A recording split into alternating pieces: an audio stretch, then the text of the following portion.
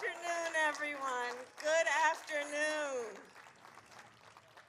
Let me start by thanking Heidi and Gina for your courage and your leadership and your devotion to our country. President Biden, members of our cabinet, members of Congress, and my fellow Americans, please have a seat.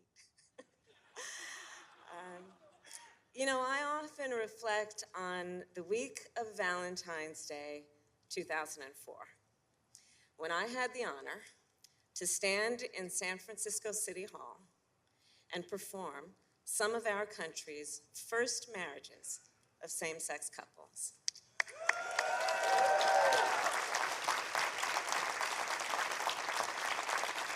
I saw tears of joy that day as people celebrated basic human rights, the right to be recognized as a family, the right to be with the person you love, whether at a military graduation, a hospital bedside, or a naturalization ceremony. I also think back to June 28th, 2013, when after we won the fight to strike down Proposition 8,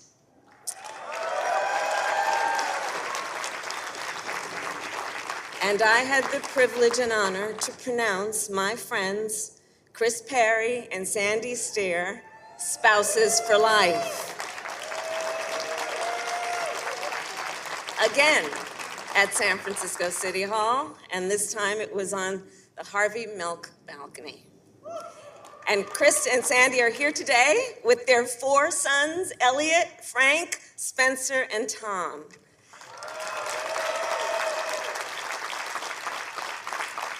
And of course, then, let us think about today, December 13, 2022, a day when, thanks to Democrats and Republicans, we finally protect marriage rights in federal law.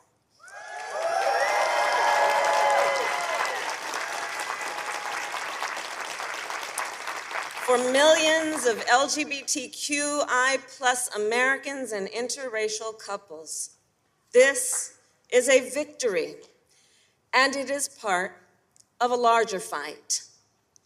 The Dobbs decision reminds us that fundamental rights are interconnected, including the right to marry who you love, the right to access contraception, and the right to make decisions about your own body.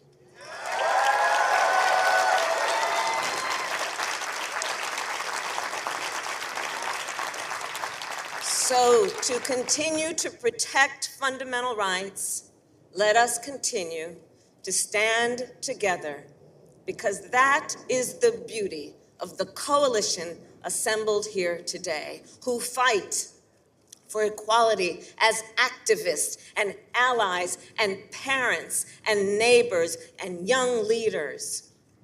And as the great Harvey Milk once said, I quote, "Rights are won only by those who make their voices heard."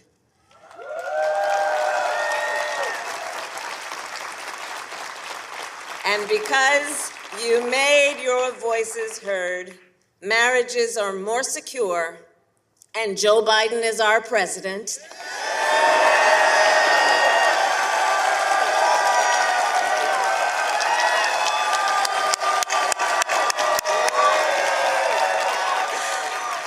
A president who elevated LGBTQI+ leaders to every level of our administration, who fights for the safety and freedom and dignity of all people every single day. And so, with pride, let us welcome the President of the United States, Joe Biden.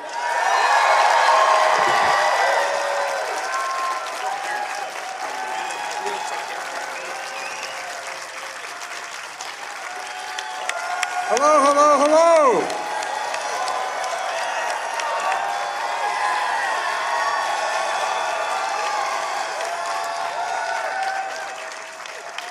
Today's a good day. A day America takes a vital step toward equality, toward liberty and justice, not just for some, but for everyone. Everyone. Toward creating a nation where decency, dignity, and love are recognized, honored, and protected. Today, I sign the Respect for Marriage Act into law. Deciding whether to marry, who to marry, is one of the most profound decisions a person can make. And as I've said before, and some of you might remember, on a certain TV show 10 years ago, I got in trouble. Marriage, I mean this from the bottom of my heart, marriage is a simple proposition. Who do you love? And will you be loyal to that person you love? It's not more complicated than that. And the law recognizes that everyone should have the right to answer those questions for themselves without the government interference.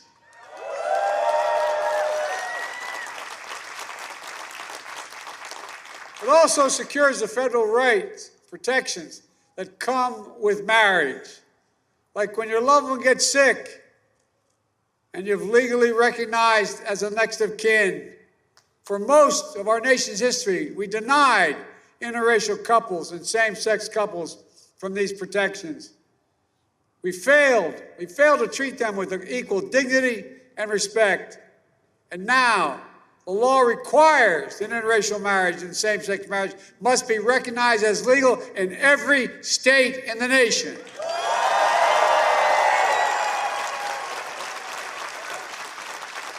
I want to thank all of you for being here today, for being part of this important movement.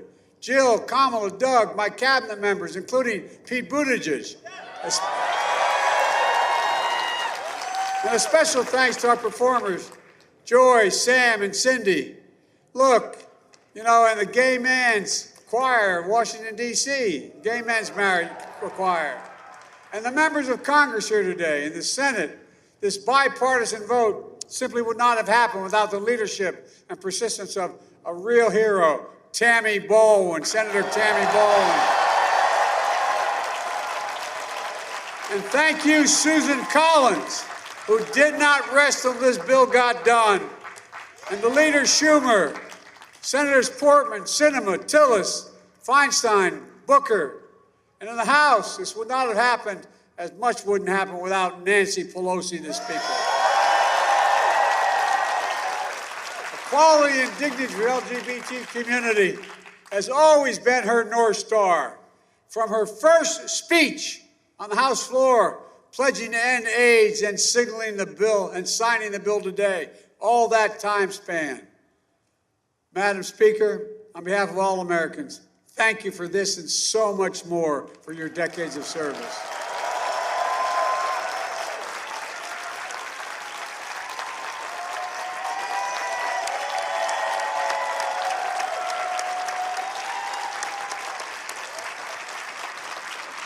We also owe our special thanks to representatives like Jerry Nadler, who first introduced the Respect for Marriage Act a decade ago, David Cicilline, and Sharice Davids as leaders of the Equality Caucus, and so many others, many of whom are here today, who did what was right. Standing behind me are dozens of plaintiffs. Up there, don't jump. The dozens of plaintiffs who fought for marriage equality through the years, as well as families whose existence would not be possible without the bonds of love and this law honors and protects. Look, we're here today to celebrate their courage and everyone who made the day possible. Courage that led to progress we've seen over the decades, progress that gives us hope that every generation will continue our journey toward a more perfect union. On this day, I think of Mildred and Richard Loving, a young woman of color and a young white man. They met as family friends and eventually fell in love. In 1958, they drove to Washington, D.C. to get married because the relationship was illegal in Virginia. They went back home. 5 weeks later, police burst into their house and arrested them for the crime of being married. The crime of being married. They were sentenced to 1 year in prison unless they agreed to leave Virginia and not return for 25 years. They appealed the sentence, and it wasn't till 9 years later, in 1967, the Supreme Court of the United States ruled unanimously. It declared that laws against interracial marriage were unconstitutional. Today, we're joined by one of the lawyers who represented the Lovings and the widow of their other lawyer that took the fight to the highest court because they believed their love should not be criminalized but should be honored and respected. As Mildred Loving said, previous generations were, quote, bitterly divided over something that should have been so clear and right. So clear and right. No one could put it better.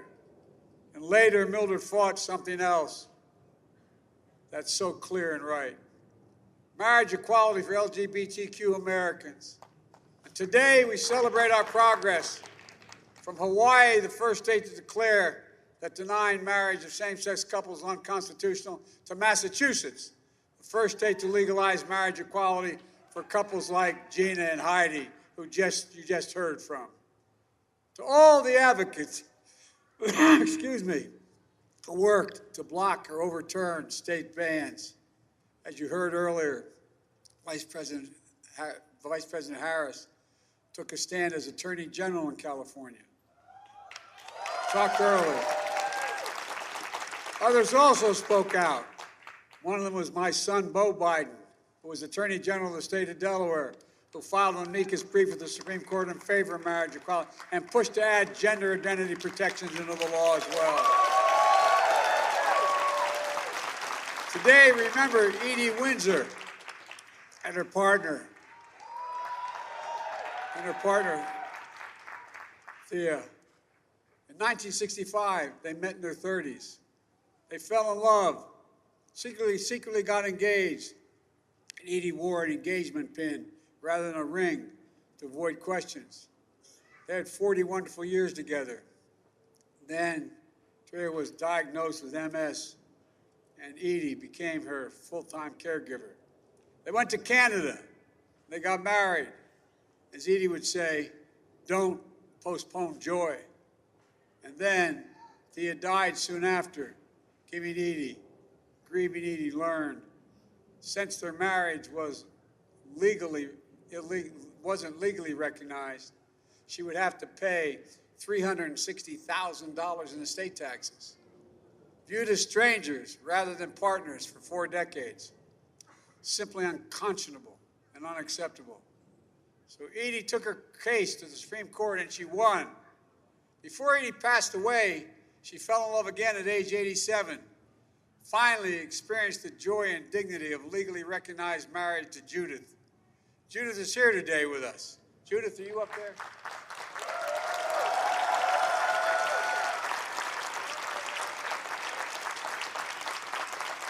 Also here today are many of the 16 plaintiffs in the same-sex marriage case that helped bring us here.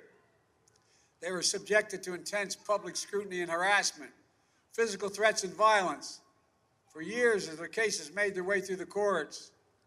Jim couldn't be here today, but he and I spoke on that day in June 2015 when he was on the steps of the United States Supreme Court. I called him right after that historic victory, a victory not just for the plaintiffs, but for the whole country, and I would argue for the world. My fellow Americans, the road to this moment has been long, but those who believe in equality and justice, you never gave up. Many of you standing on the South Lawn here. So many of you put your relationships on the line, your jobs on the line, your lives on the line to fight for the law I'm about to sign. For me and the entire nation, thank you, thank you, thank you.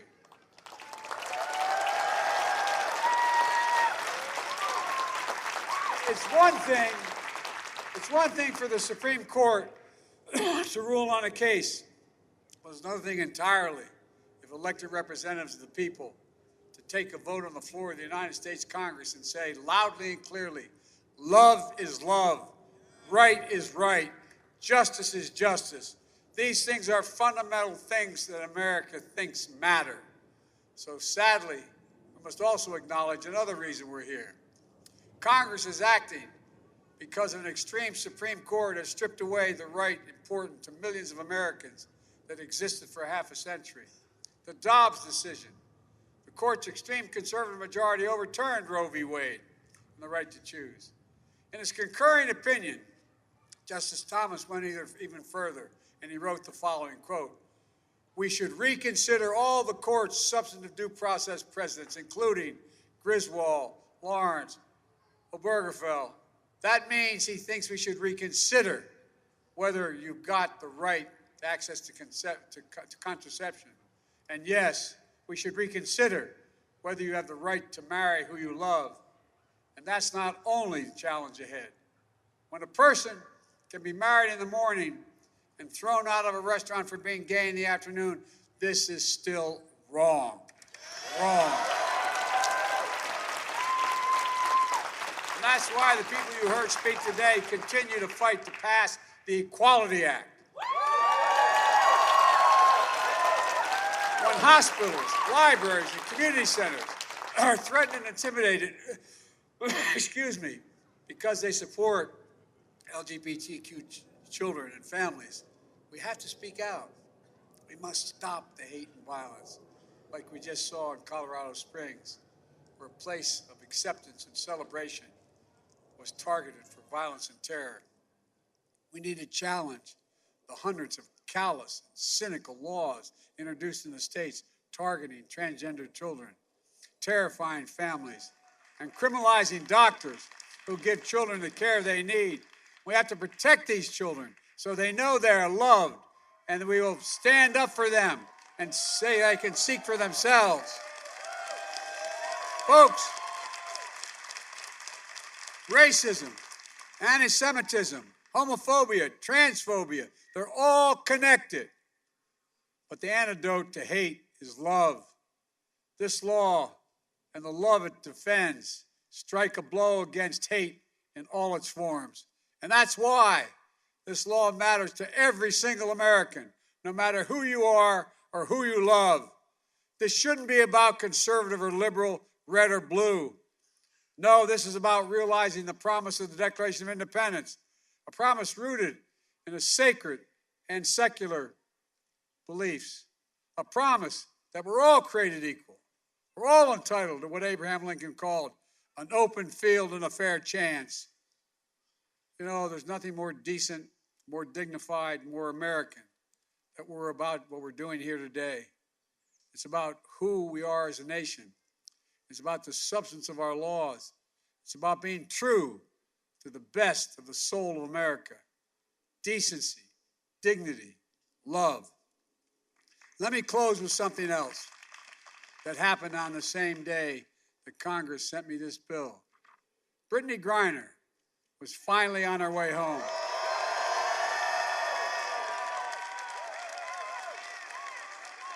I got to know her incredible wife as we worked to bring Brittany home from her unjust imprisonment in Russia. We were together in the Oval Office, her wife and I. We heard Brittany's voice on the phone when she was freed. And we addressed the nation together. When we did that, Brittany's wife said, quote, "Today, my family is whole. My fellow Americans, that all-consuming, life-altering, love and commitment, that's marriage. Thank you to everyone on the hard-fought victory generations in the making. It's been a long road, but we got it done. We're going to continue the work ahead, I promise you. God bless you all, and may God protect our troops. And now, let me sign the Respect for Marriage Act into law.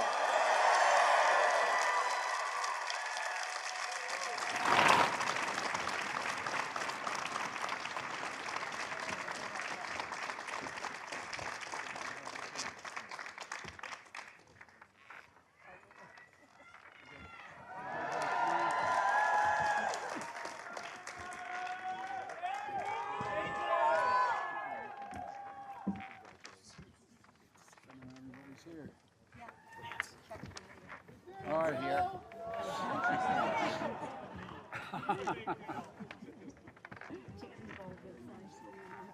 I did. She was that day. Right, she was that day.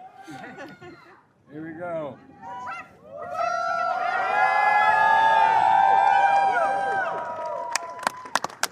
All right.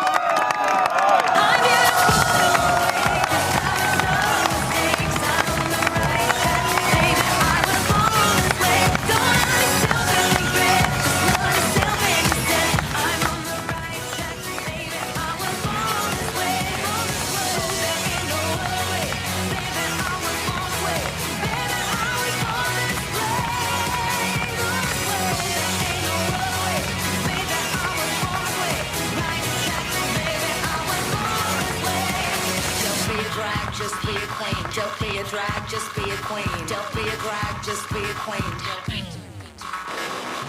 Give yourself prudence and love your friends. Subway kid, rejoice the truth. In the religion of the insecure, I must be myself, respect my youth.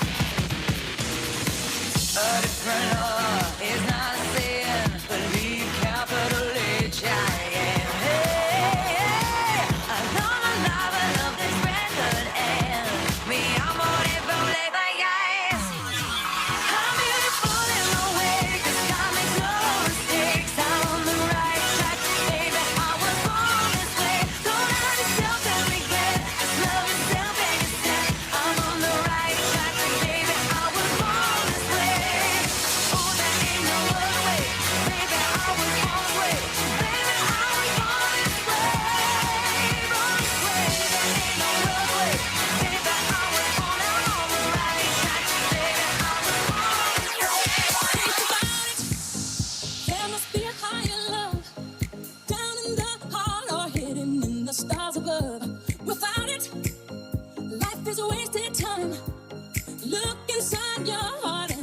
Inside mine, things look so bad everywhere in this whole world. What is fair?